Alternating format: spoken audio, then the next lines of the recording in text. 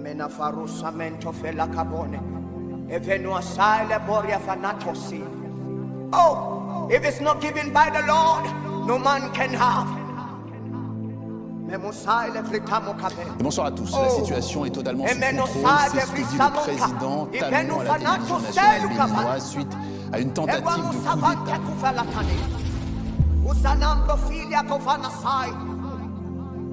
Oh, from that river that never runs dry. Oramosai kefina kapon.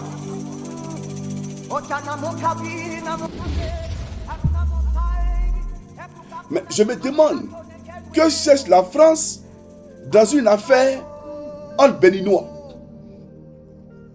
Que cherche la France dans une affaire entre Africains?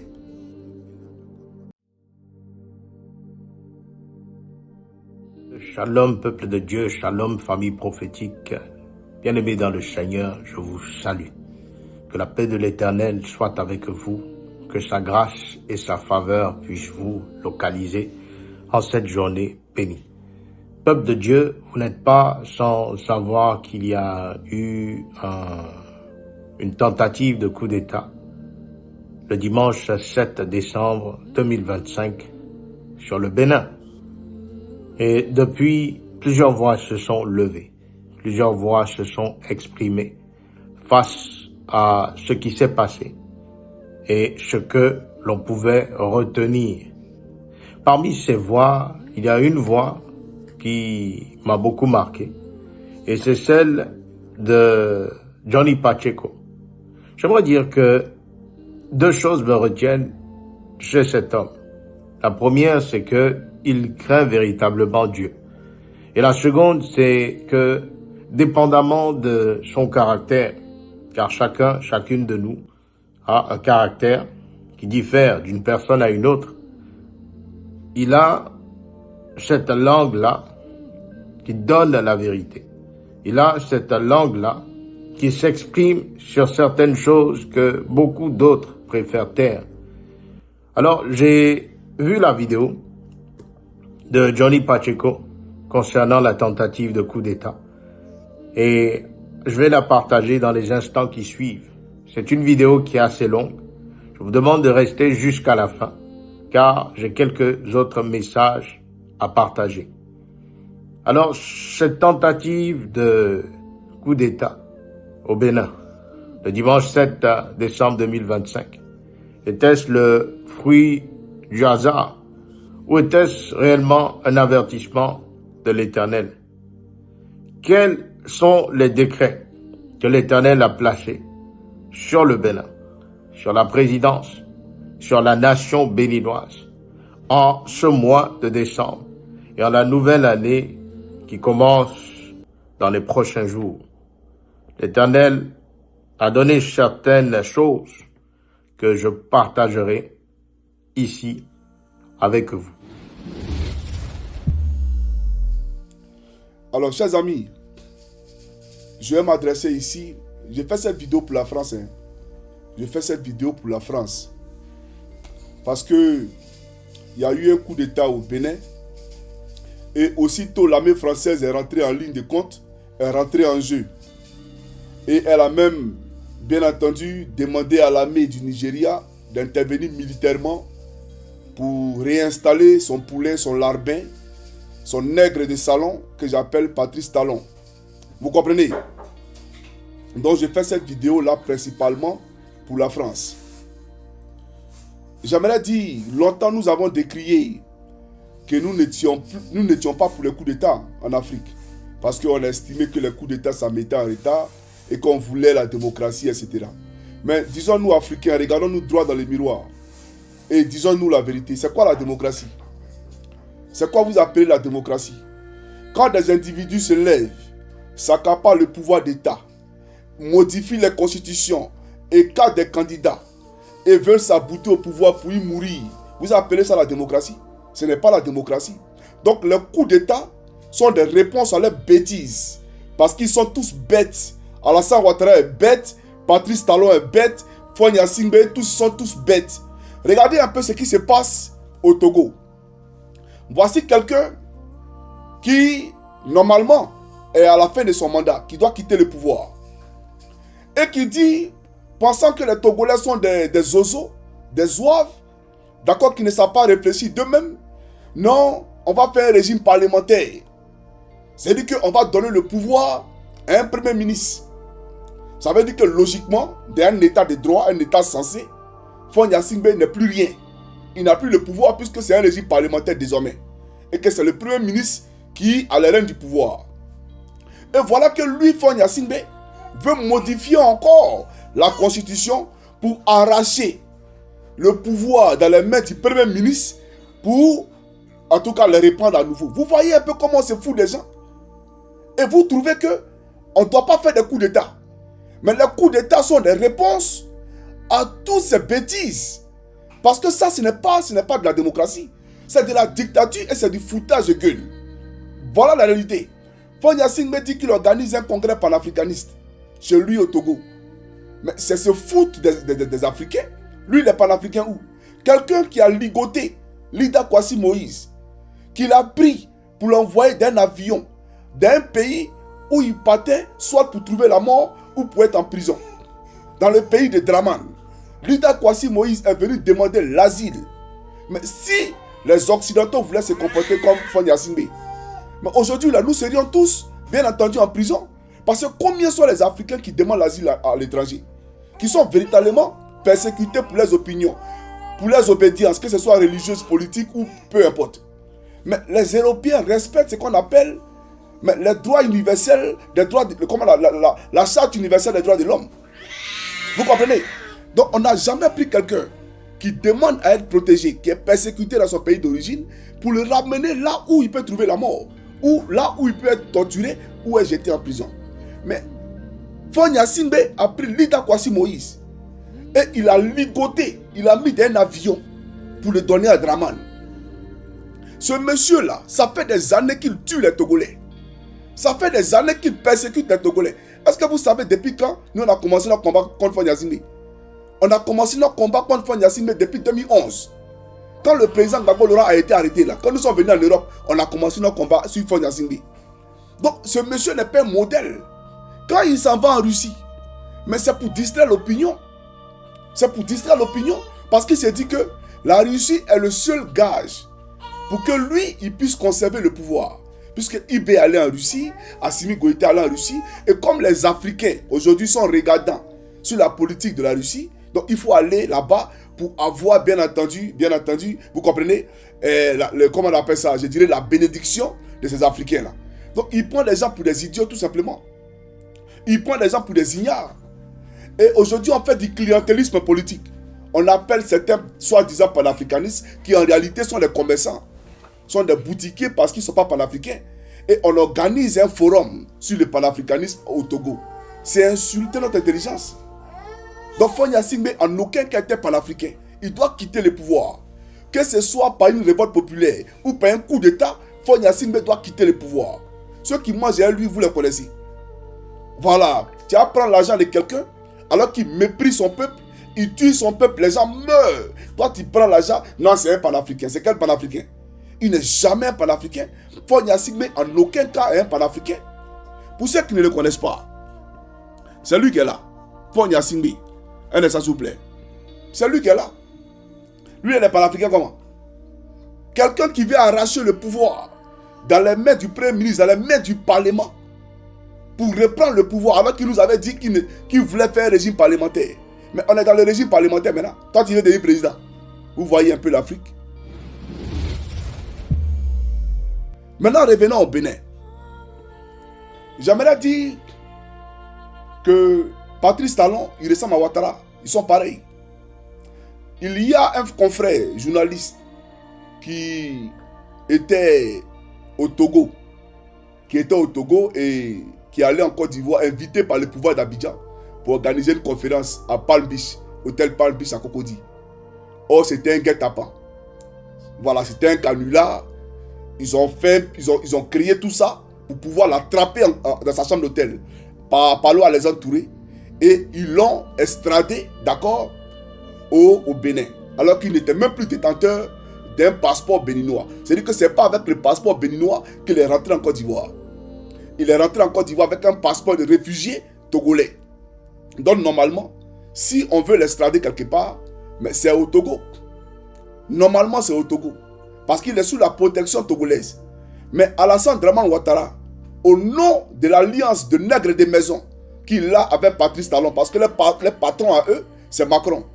Et donc, on prend ce dernier-là qui est journaliste et on s'est dit qu'on l'envoie au Bénin, là où on sait qu'il peut trouver la mort, là où on sait qu'il peut aller en prison, il peut être torturé.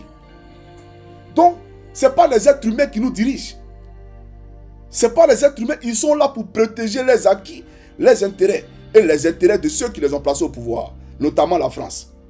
C'est tout. Vous comprenez? Mais voici aujourd'hui l'armée qui se lève. Moi, j'ai vu la déclaration de ce colonel, on va suivre ça ici. Béninoises et Béninois, bonsoir. Je suis le colonel Tigui Pascal.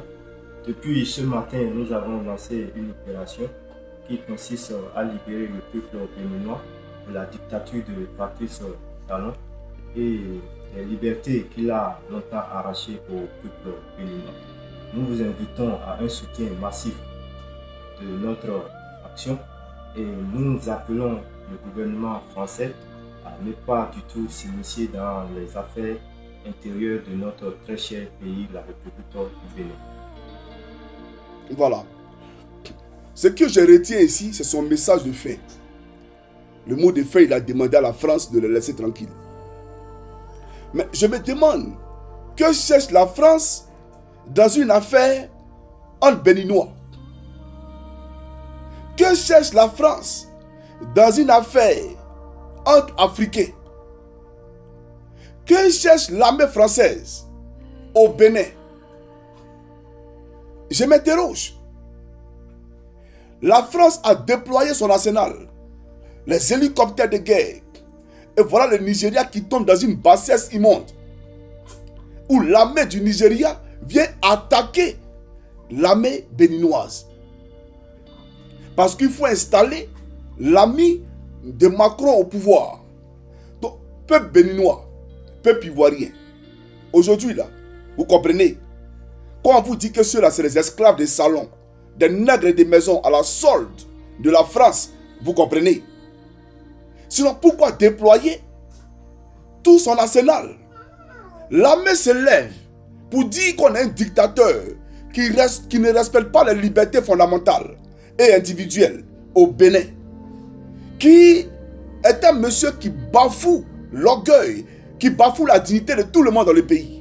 Un monsieur qui est orgueilleux, imbu de sa personne, qui s'appelle Patrice Talon. L'armée décide de prendre ses responsabilités.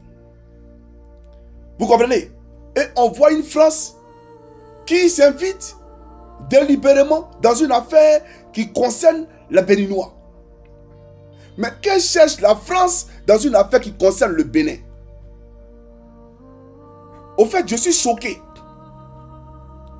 Je suis choqué. Voilà pourquoi j'ai dit que ce n'est pas grave malgré mon état, mais il faut que je parle. Parce qu'à Macron, il faut que je parle. À la France, il faut que je parle. Alors, j'aimerais dire tout simplement que nous avons ici, peuple africain, la preuve matérielle, indiscutable, de ce que le monsieur qui est à la tête du Bénin est un vassal de l'Occident, un vassal de la France. Parce que laissons l'Occident, il y a des pays occidentaux qui se respectent. Les pays de la Scandinavie, là. Et ils ne vont pas piétiner l'Afrique ou voler les pays africains pour construire la Scandinavie. Eux, ils se respectent. Donc, il ne faut pas parler des pays occidentaux en général. Parlons de la France. Cette France précaire, avec des mentalités précoces et grégaires, qui ne peut rien faire sans l'Afrique, et qui, chaque jour, est en train de parler aux Africains, rentrez chez vous, vous êtes les sans-papiers, etc., etc. Mais les Africains sans-papiers veulent se libérer d'un dictateur qui fait qu'ils sont obligés de prendre la Méditerranée pour venir chercher un avenir meilleur en Europe. Et vous, la France, qui dites aux Africains qu'ils sont sans papier, qu'ils doivent rentrer chez eux. Aujourd'hui, qu'ils ont décidé de prendre leur destin à bras le corps, vous, la France, vous voulez leur imposer quelqu'un qui pille leur pays, qui vole leur pays, pour vous, la France, vous arroser. Mais on est où? On va où? Et on est dans quoi? Je ne comprends pas. Où allons-nous? Où allons-nous?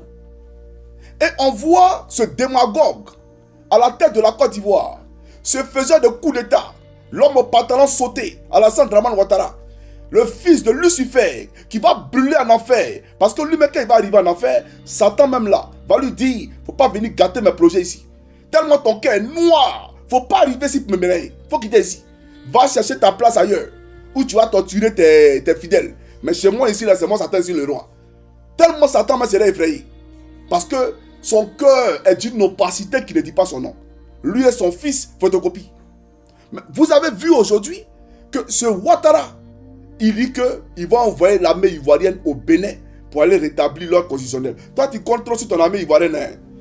Ton armée ivoirienne, c'est l'armée ça là. Toi, tu comptes sur eux. Donc, eux, ils peuvent aller à l'étranger pour aller rétablir l'ordre constitutionnel.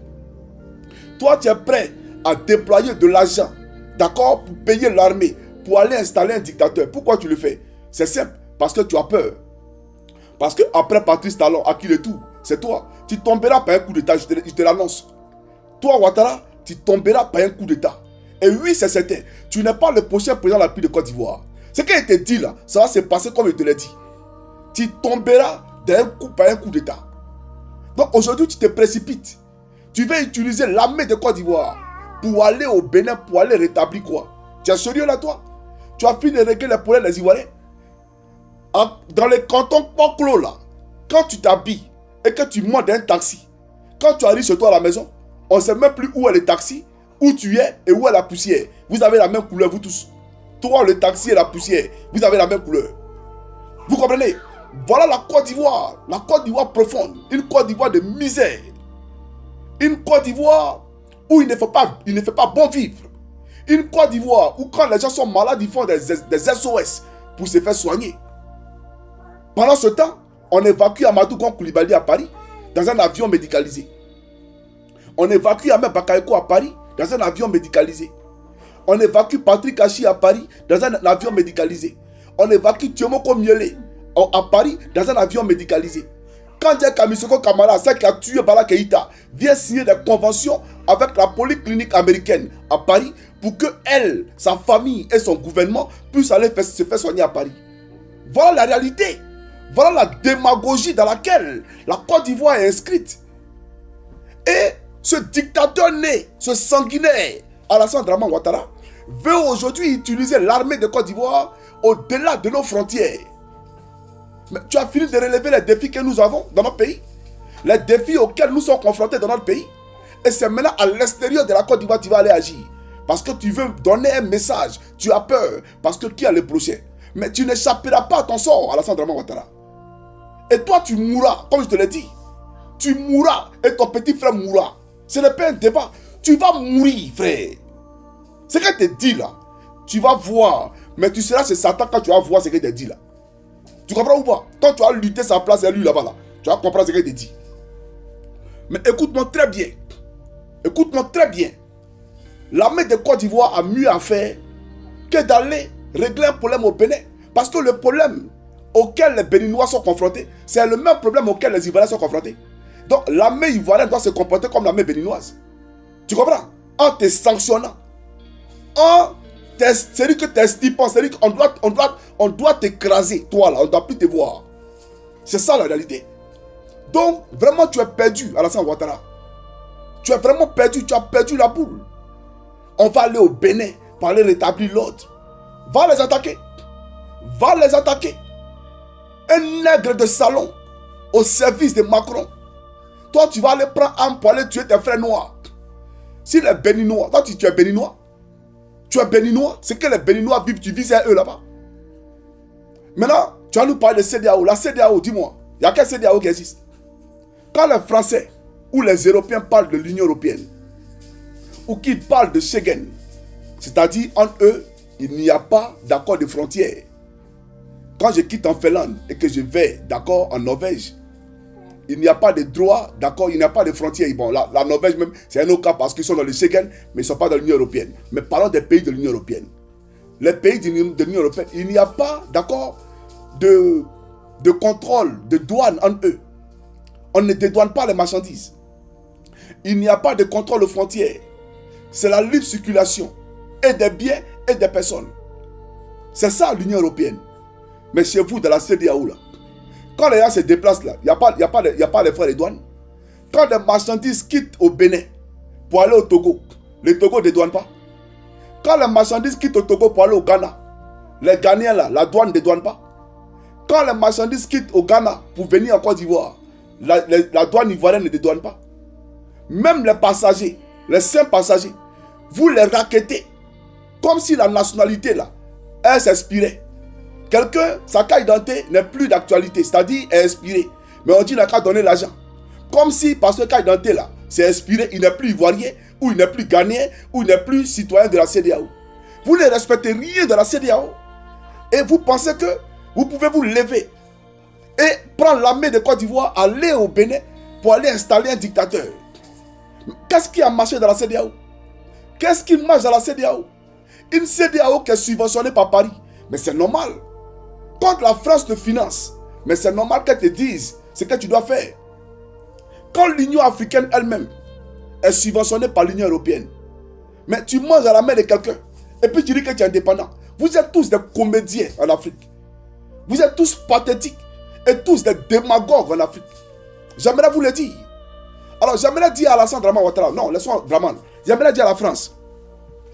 J'aimerais dire à Emmanuel Macron, écoute-moi très bien. Il m'appelle Koukounion Chris Yvon. Le problème que j'ai vu aujourd'hui, ce n'est même pas Ouattara, il est trop petit dedans. Tu es derrière. Que ce soit la fermeture de mes comptes YouTube, tout. Tu es derrière. On le sait, frère. On sait tout. C'est toi qui nous empêche de nous exprimer. Parce que notre combat, ce n'est pas Ouattara. Ouattara, il est trop petit dans notre combat. Notre combat, c'est toi. C'est toi qui vole la Côte d'Ivoire. C'est toi notre combat. J'aimerais te dire à toi, Macron, de la manière que tu es prêt à mourir pour les Français, là, de la manière que tu es prêt à faire tout ça de compromis pour les Français, c'est comme ça que nous, on est prêts à mourir pour la Côte d'Ivoire.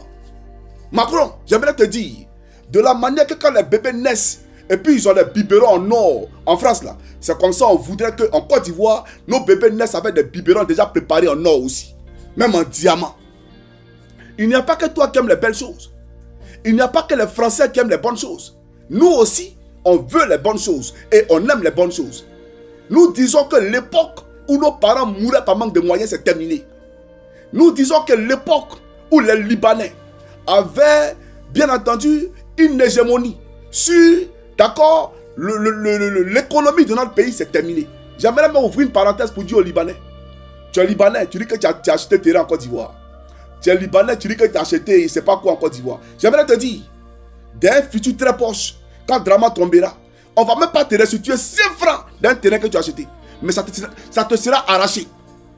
On va t'arracher le terrain sans te restituer 5 francs. Tous les citoyens libanais qui sont en Côte d'Ivoire, qui disent qu'ils sont citoyens ivoiriens, vous serez déchus de votre nationalité. Vous n'aurez pas la nationalité ivoirienne. Parce que moi, je préfère même qu'on donne la nationalité à un citoyen français. Parce que la France donne la nationalité aux Ivoiriens. Je préfère qu'on donne la nationalité à un citoyen américain ou un citoyen scandinave. Parce qu'en Scandinavie, ici, nous sommes nombreux à avoir acquis, d'accord, obtenu la nationalité des Scandinaves. Mais chez vous au Liban, non seulement vous ne donnez pas vos papiers à quelqu'un qui est en train de m'appeler, non seulement vous ne donnez pas vos papiers à quelqu'un, Rakas, voyez qu'on entame les. Désolé. J'aimerais dire aux Libanais, écoutez-moi très bien, l'ambassade de Côte d'Ivoire au Liban sera fermée. Parce que la Côte d'Ivoire est un pays trop sérieux, un pays trop respectable, trop important pour avoir une ambassade au Liban. C'est quoi l'intérêt là-bas? C'est quoi l'intérêt d'ouvrir une ambassade chez vous? J'aimerais savoir. Quand vous allez nous expliquer ça, on verra. Mais il n'y aura plus d'ambassade de Côte d'Ivoire au Liban. Toutes les nationalités vous seront arrachées. Même les cas de séjour. Vous allez courir pour vous marier. Quand vous n'aimez pas l'intégration là, quand vous vivez en autarcie, vous vivez en communauté, d'accord? Vous êtes des communautaristes. Donc quand vous aimez vivre en communauté, c'est maintenant que vous allez courir pour aller chercher des filles ivoiriennes pour être régularisées, pour avoir simplement la carte de séjour. Vous serez les plus pauvres du monde. J'aimerais vous l'annoncer. Et ce que j'ai dit va se passer comme tel je l'ai dit. Vous serez les plus pauvres de la planète. Et ça va se passer textuellement comme je l'ai annoncé. Il faut le retenir. Voilà. Et donc, ces Ivoiriens et Ivoiriennes qui font des vidéos pour soutenir les Libanais, vous serez excommuniés. On va vous prendre, vous allez partir au Liban. Voilà, comme vous aimez trop le Liban, vous allez aller au Liban là-bas, vous allez faire des vidéos pour soutenir les Libanais chez eux là-bas. Et vous allez prendre la nationalité. Vous n'êtes plus Ivoirien. Ce qui est dit là, ça va se passer comme je l'ai dit. Vous comprenez? Je reviens maintenant sur Macron. Pour dire à Macron, tu vois où vous voyez autant que moi, quand nous allons aujourd'hui dans les espaces publics, en Côte d'Ivoire, il n'y a même pas de Wi-Fi. Dans les universités, il n'y a pas de Wi-Fi. Dans les grands espaces publics en Côte d'Ivoire, il n'y a pas de Wi-Fi gratuit. L'internet coûte cher. C'est-à-dire, avec 10 € chez nous en Europe ici, où tu peux avoir l'internet illimité, tu peux appeler gratuit. C'est-à-dire que tu n'as pas besoin de charger ton téléphone. Tu payes 10 € par mois, tu as internet jusqu'à un mois. Tu peux envoyer des messages, des SMS. Tu peux appeler qui tu veux. Tu appelles qui tu veux. Quand tu veux, si tu veux, dors au téléphone. À la fin du mois, tu payes 10 €. Chez nous en Côte d'Ivoire, on ne sait pas combien l'Ivoirien paye par mois. C'est-à-dire quand l'Ivoirien fait le total de ce qu'il a eu à recharger dans sa carte SIM, il se rend compte qu'il est à plus de 100 000. Parce qu'il n'y a pas de politique de contrôle sur votre manière de gérer, bien entendu, cette structure-là. Parce que vous êtes de pair avec ceux qui sont au pouvoir. Par exemple, c'est vous qui avez bombardé la résidence du président Gbagbo pour installer ses vassals à la Draman Ouattara à la tête de notre pays. Donc, vous volez la Côte d'Ivoire. Vous pillez la Côte d'Ivoire. Et on vole les Ivoiriens dans la télécommunication. Et le pouvoir est là, le pouvoir ne dit rien. On a vu ici ce puneux Michelin là. Il s'appelle quand même là, Gon Koulibaly, lui qui s'est fait appeler porte-parole du gouvernement, AMS, qui est venu défendre l'indéfendable, qui est venu défendre une multinationale étrangère de télécommunications françaises au détriment du peuple de Côte d'Ivoire. Sur une antenne dite ivoirienne, il défend la France. Vous comprenez? C'est pour vous dire à quel point nous sommes en danger dans notre pays. Donc, c'est terminé. L'époque où l'Ivoirien ne savait pas combien il consommait par mois, c'est terminé. Vous là, votre compagnie sera fermée. Maintenant, si on est trop gentil, on va permettre à plusieurs compagnies d'être opérationnelles sur le territoire ivoirien, de façon à ce que les Ivoiriens, eux seuls, dans leur souveraineté, choisissent l'opérateur de leur choix, en fonction du prix de l'opérateur. Mais désormais, ils sauront combien dépenser par mois pour avoir l'Internet. Et même, pourquoi pas, former nos cadres, former nos jeunesse, de façon à ce que nous-mêmes là, on puisse aussi avoir une compagnie nationale de télécommunications. Parce qu'on ne va pas tout dépendre des autres. Non, nous sommes à l'époque où la Côte d'Ivoire se doit de s'industrialiser. C'est ça la réalité. Donc j'aimerais dire à Macron, vous nous volez sur Internet. Regardez le cacao. Regardez. Nous, on est les premiers producteurs de cacao. Vous et les Suisses, voilà, vous êtes les premiers chocolatiers au monde. Vous ne trouvez pas que c'est une aberration? Vous ne trouvez pas que c'est catastrophique? Vous ne trouvez pas que c'est scandaleux? Quand nous, on découvre du pétrole aujourd'hui, ou on découvre de l'or dans nos sous-sols, qui doit exploiter cet or ou ce pétrole, qui doit l'explorer? C'est qui l'exploiter? C'est qui? Non, c'est la France. Ça veut dire que les Ivoiriens eux-mêmes, ils sont des bonaliers. Ils sont dans leur pays. Mais quand quelque chose est découvert dans leur pays, que ce soit sous la terre et dans les eaux et même dans le ciel, ça appartient à vous les Français. On va où? On peut se développer comment avec de telles politiques? On ne peut pas accepter ça. Il faut que vous le compreniez. Donc c'est pour ça que vous voulez installer Macron et comment on appelle ça, Patrice Talon. Parce que Patrice Talon comme Ouattara fait pleurer le peuple béninois. Patrice Talon comme Ouattara fait en sorte que les compagnies qui sont des compagnies françaises installées au Bénin et en Côte d'Ivoire renflouent les caisses de l'État française. Parce que c'est avec notre argent que vous arrivez à payer, bien entendu, vos chômeurs. Ceux qui ne travaillent pas, vous parlez de RSA. Nous, on s'en fout de RSA. C'est quoi RSA? Laissez les Africains tranquilles. Et vous verrez entre vous et les Africains qui va venir demander RSA chez son camarade. Qui viendra demander de l'argent du social chez son camarade. Donc j'aimerais vous dire, sur ce point-là, il y a beaucoup de choses à faire. Il y a beaucoup de choses à corriger. Vous comprenez? Donc vous êtes une plaie, une gangrène pour nous. Comment un pont Un simple pont sur l'eau. Nous, on doit payer un pont pendant 30 ans. Et même comme quand le nombre de véhicules par jour n'est pas atteint, l'État de Côte d'Ivoire se doit de combler ce déficit-là. Je parle du troisième pont que vous appelez Henri Konan Bédié. Ce n'est pas le pont Henri Konan Bédié. N'insultez pas la mémoire de Bédié. Dites le pont Macron. Le pont appartient à Macron. Le pont appartient à la France. Si les Ivoiriens doivent payer pour ces ponts. C'est ça la réalité. Donc le pont ne nous appartient pas. Vous volez la Côte d'Ivoire. Vous volez notre pays. Vous volez tout. Et on ne veut plus de ça. Et ce que vous allez faire, vous allez avoir complot ici. Prenez-moi, mettez-moi en prison si vous voulez. Prenez la clé là, jetez dans la mer. Mais gare à vous, gare à vous. Si un poisson a avalé la clé et que un ami ou bien quelqu'un a pêché le poisson et qu'il a été éventré et qu'on a retrouvé la clé et je sortais de prison, dès qu'il y a même un pied en Côte d'Ivoire, tout ce qu'il a dit là, ça va se passer comme je l'ai dit. Et puis, voilà les gens qui viennent, on va rétrocéder le camp du 43e Bima à l'armée ivoirienne. L'armée française qui devait partir là, elle est où? Montrez-nous le départ de l'armée française. Montrez-nous le départ de l'armée française jusqu'aujourd'hui. Aucun départ. Aucun départ. J'aimerais dire à nos frères de l'AES, la création de votre monnaie elle est tarde. Est tarde. Parce qu'on ne peut pas être un pied dedans, un pied dehors. Un pied dedans, un pied dehors. C'est 2 pieds dedans ou c'est 2 pieds dehors. C'est ça la réalité. C'est 2 pieds dedans même. Vous avez une même monnaie qui est imprimée à Chamalières, en France. Cette monnaie-là, elle est contrôlée par l'État français.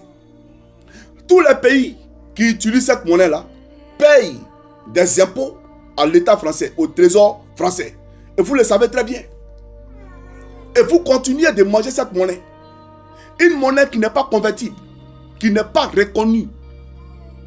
Vous comprenez? Moi, j'ai un billet de 10 euros que vous voyez ici.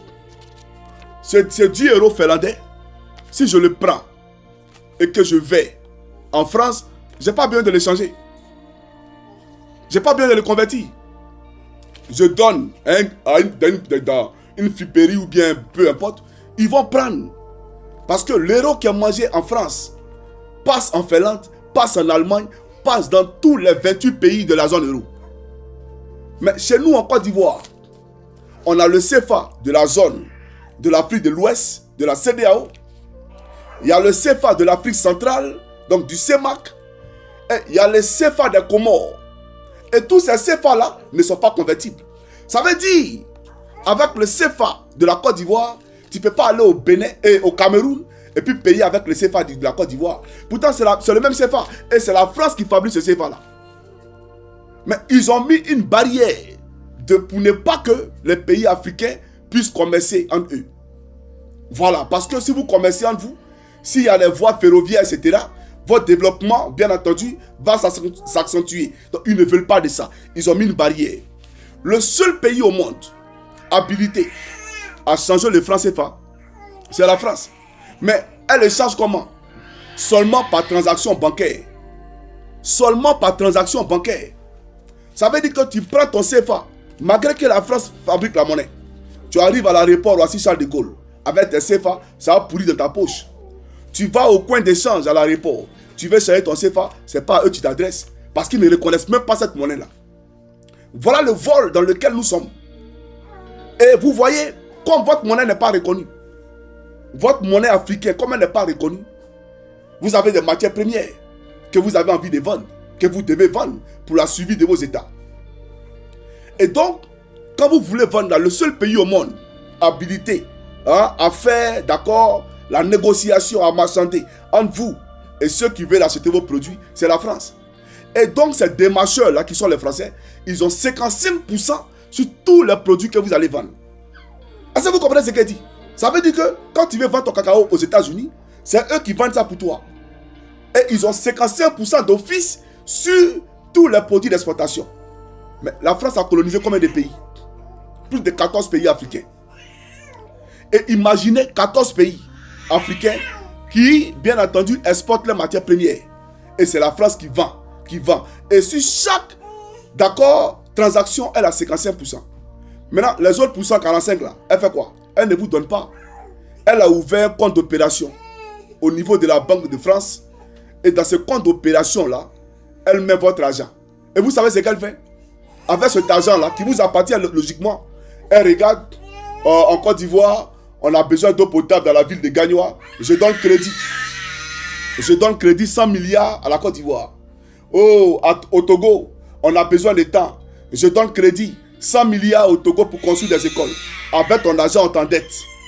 C'est-à-dire que tu as vendu tes produits. Tu n'as pas vu l'argent de ton produit. Et on prend ton argent pour venir t'endetter. Voilà dans quoi on est depuis des décennies. Voilà dans quoi on est depuis des décennies. Ça va continuer jusqu'à quand? Ça va continuer jusqu'à quand? Et donc, que la France arrête ce qu'elle est en train de faire au Bénin. J'aimerais dire à l'armée béninoise, si vous avez renoncé, si vous avez abdiqué dans ce dans quoi vous êtes, vous serez tous éliminés. Ils vont tous vous éliminer. Actuellement, vous êtes là, vous êtes dos au mur. Voilà comment on dit, à la guerre, comme à la guerre. Vous êtes dos au mur. Soit vous libérez le peuple béninois de ce joug néocolonial et de la dictature fascisante de, comme on appelle ça, de Patrice Talon. Soit vous-même là, vous allez mourir tout simplement. Parce qu'ils ne vous laisseront pas. Ça fait la deuxième fois que vous essayez de faire une telle action. Et Patrice Talon ressurgit après pour venir, ce qui est celui le président. Quelqu'un qui était en exil, pour qui on a combattu Boni Yayi. Ce Patrice Talon, votre président là, il nous a contactés à l'époque pour qu'on fasse sa communication quand il était à Paris en exil. On a attaqué Boni Yayi. Qu'est-ce qu'on n'a pas dit à Boni Yayi? Que c'est inconcevable qu'un Africain mais envoie son propre frère africain à l'étranger et l'interdise de rentrer dans son pays d'origine. On a traité Boni Yayi de tous les noms. On a traité d'empereur, Sa Majesté. Mais regardez votre gars là. On a créé un système pour voler le peuple de Côte d'Ivoire. Pour voler le peuple béninois. Et tous ceux qui en profitent, c'est qui? Eux, les enfants. Et la France qui les a installés au pouvoir. C'est ça la réalité. Alors, bien-aimé dans le Seigneur, j'aimerais dire au peuple béninois, à la nation béninoise, de continuer à prier, car le ciel a lancé de nouveaux décrets. Le ciel a lancé de nouveaux décrets sur la nation béninoise, sur la politique béninoise, sur le fonctionnement économique, socio-économique et politique du Bénin. Ce qui s'est passé le 7 décembre 2025 est le fruit d'une frustration d'une grande partie, dirais-je, de la population béninoise. C'est le fruit d'un mécontentement, d'une partie qui sent que les choses qu'ils veulent, les choses qu'ils demandent ne sont pas suffisamment écoutées, ne sont pas suffisamment respectées. Alors, bien-aimés dans le Seigneur, je voudrais dire ceci de manière solennelle. Lorsque nous regardons le Bénin, lorsque nous regardons cette petite nation qu'est le Bénin, c'est une nation reconnue pour sa démocratie. C'est une nation dont on fait l'éloge en termes de démocratie. Et je peux y admettre qu'il y a eu en quelque sorte quand même des fissures depuis quelques années. Et l'Éternel demande que l'actuel président puisse de manière solennelle et sans condition libérer toutes les personnes qui ont été emprisonnées injustement. L'Éternel demande que le président Patrice Talon puisse libérer sans condition toutes les personnes qui ont été injustement incriminées, toutes les personnes qui sont derrière les barreaux de manière injuste. Dieu me dit ceci de manière très claire, peuple de Dieu, nation béninoise. L'homme qui est à la tête de cet État. Sur la forme, ne fait pas des choses qui sont mal. Mais dans la généralité, dans l'ensemble du cœur du peuple, il y a encore beaucoup à faire. Il y a encore beaucoup à faire. Nous avons un peuple béninois qui commence à être de plus en plus divisé. Nous avons un peuple béninois qui commence à avoir de plus en plus des idées contradictoires et opposées. L'Éternel demande que le président Patrice Talon puisse unifier ce peuple. L'Éternel demande que le président Patrice Talon, qui est lui-même la solution à tout le problème, puisse écouter son épouse. Parce que l'Éternel m'a dit ceci. Il y a un ange qu'il a placé auprès de l'épouse du président Patrice Talon. Et c'est un ange de sagesse. J'entends des choses qui sont dites par l'épouse du président Patrice Talon, des conseils qui sont donnés par l'épouse du président Patrice Talon à son mari. J'exhorte avec tout le respect, avec tout l'amour d'un fils à ce président, qu'il écoute avec sagesse ce que son épouse lui dit. L'Éternel m'a parlé d'un décret. L'Éternel m'a parlé d'un décret sur le courant de la deuxième partie de ce mois de décembre, mais aussi sur le mois de mars 2026. Bien-aimés, malgré toutes les prières, malgré toute la paix que je demande sur cette nation, je sens de la fumée. Je sens de la fumée sur le drapeau du Bénin. Je répète ceci. Je sens de la fumée. L'Éternel me dit de manière très claire et précise que son décret viendra justifier le cœur des justes si le président Patrice Talon ne corrige pas certaines de ses imperfections. L'Éternel demande, peuple de Dieu, que nous continuions à prier pour le Bénin.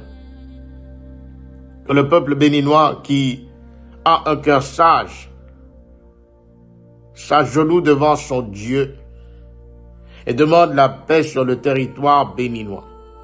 Car voici ce que l'Éternel me montre. J'ai vu du côté nord. J'ai vu du côté nord.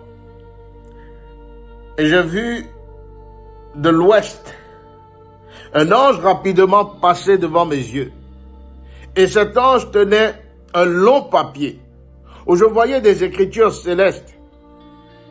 Et j'ai vu une brousse qui a commencé à prendre feu. Peuple de Dieu, nous devons prier et nous devons continuer à faire attention.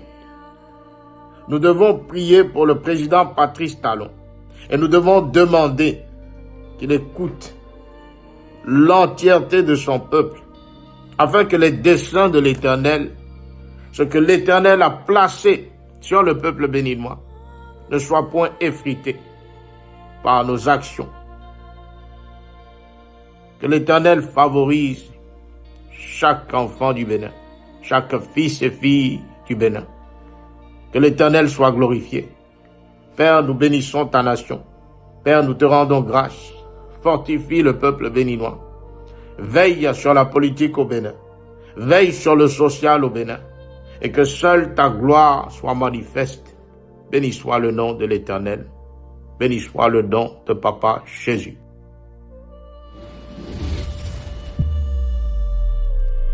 Bien-aimés dans le Seigneur, j'aimerais envoyer ce message également à la France et aux dirigeants de l'État français. La France est maudite. La France est maudite. Bien-aimés, il y a 2 décrets. Je dis bien 2 décrets qui sont irréversibles, que l'Éternel a signés. sur la France, sur sa politique et sur son gouvernement. Depuis la nuit des temps, peuple de Dieu, la France s'est bizarrement amourachée de l'Afrique pour la mener à la traîne. L'Afrique est partout. La France est partout dans l'ingérence des choses concernant l'Afrique. L'Éternel me dit ceci, peuple de Dieu, cela est en train de changer. L'Éternel me dit que cela est en train de changer. Je vois l'année 2026 s'ouvrir de manière chaotique pour la France. Je vois l'année 2026 être une année montagneuse pour la France. Je vois une année difficile pour la France. Et je vois dans l'Assemblée politique française, je vois un brouhaha. Je vois un chamboulage. Je vois plusieurs remplacements. L'Éternel me dit ceci, qu'il est en train d'enlever l'ancienne génération française, celle qui a pour seul objectif d'aplatir l'Afrique, d'amener encore à appauvrissement l'Afrique, de mettre toujours l'Afrique à la traîne. L'Éternel me dit qu'il est en train d'éradiquer cette génération-là. Et j'envoie de manière solennelle un avertissement à Emmanuel Macron. J'envoie un avertissement à Emmanuel Macron. Il y a un avertissement que l'Éternel a donné depuis quelques mois concernant ce président. J'ai vu un avion, bien-aimé dans le Seigneur, dans l'air, et j'ai vu des turbulences. J'ai vu le drapeau de la France. Et un ange m'a pointé Emmanuel Macron. J'ai vu au travers de cette vision un homme qui avait tout perdu. J'ai vu au travers de cette vision un homme qui avait même été, après son départ du siège présidentiel, conduit devant les barreaux, conduit devant la justice. L'Éternel me dit, peuple français, priez, peuple français, qui est juste, la portion de ce peuple français qui est juste, priez, priez très fort, car ce que je vois est assez particulier. L'Éternel me montre 2026. Je vois beaucoup de soleil et soudain je vois la nuit qui tombe en plein jour. Je vois un mélange de pluie, je vois un mélange de neige, mais aucune de ces choses ne tombe sur le sol. Dieu me dit, il a pris sa main, il a recouvert la France d'un jugement. Un jugement qui ne sera enlevé que par le réajustement de certaines choses. Que Dieu soit glorifié. Je prie que Dieu bénisse et protège et veille sur les justes. Que l'Éternel puisse épargner ceux et celles qui n'ont rien à voir avec ces comportements. Mais je viens déclarer et décréter que les choses que l'Éternel a annoncées depuis le ciel concernant ces politiciens véreux qui mettent encore sous domination le peuple africain. Je prie que ces décrets s'exécutent pour la gloire de celui que nous servons, pour la gloire de celui que nous honorons, pour la gloire de celui que nous appelons Papa. Bien-aimés dans le Seigneur, nous sommes éventuellement dans le mois de décembre. Et comme dans tout mois de décembre, dans les prochaines semaines, je ferai un bilan sur 2026. Je ferai un bilan sur les choses à venir sur les nations en 2026. Seigneur, bénis ton peuple. Seigneur, préserve ton peuple. Seigneur, veille sur ton peuple. Que cette semaine bénie soit une semaine de gloire. Que cette semaine bénie soit une semaine où les bénédictions cachées nous soient rendues et que ta gloire brille encore sur ton peuple qui t'écoute, ton peuple qui intercède, ton peuple qui veille. Que Dieu soit avec vous, que Dieu bénisse vos foyers, que Dieu bénisse vos enfants, que Dieu bénisse vos finances, que Dieu bénisse vos projets. Allez, peuple de Dieu, et faites des nations, des disciples.